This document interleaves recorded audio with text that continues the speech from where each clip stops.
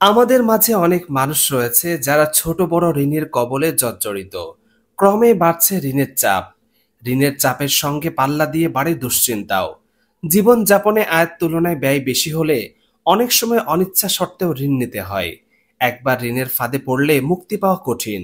তবে প্রচেষ্টার পাশাপাশি কিছু দোয়া রয়েছে যা ঋণ থেকে মুক্তি দিতে পারে। নবীজি সাল্লাল্লাহু আলাইহি সাল্লাম বলেছেন, তোমাদের মধ্যে সেই ব্যক্তি উত্তম যে উত্তম রূপে ঋণ পরিশোধ করে। কেউ যেন ঋণ পরিশোধে গড়িমসি না করে, সেজন্য নবীজি সাল্লাল্লাহু আলাইহি সাল্লাম বলেছেন, ঋণ পরিশোধ না করা কবিরা গুনাহের অন্তর্ভুক্ত। একবার এক লোক ঋণ পরিশোধের জন্য হযরত আলী রাদিয়াল্লাহু তাআলা আনহুর কাছে কিছু সাহায্য চাইলেন। আলী রাদিয়াল্লাহু তাআলা আনহু তাকে বললেন, রাসূলুল্লাহ সাল্লাল্লাহু আলাইহি সাল্লাম আমাকে কয়েকটি শব্দ শিখিয়ে দিয়েছিলেন, আমি কি তোমাকে সেটা শিখিয়ে দিব?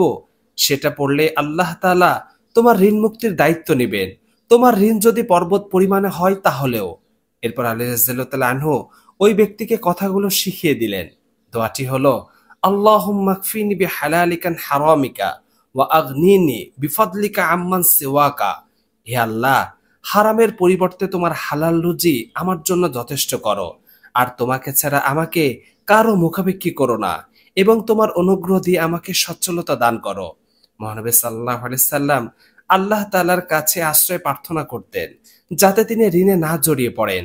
হযরত আয়েশা রাদিয়াল্লাহু তাআলা আনহা বলেছেন, আল্লাহ রাসূল সাল্লাল্লাহু আলাইহি সাল্লাম নামাজের পরে দোয়া করতেন, হে আল্লাহ, আমি তোমার কাছে গুনাহ ও ঋণ থেকে পানাহ চাচ্ছি।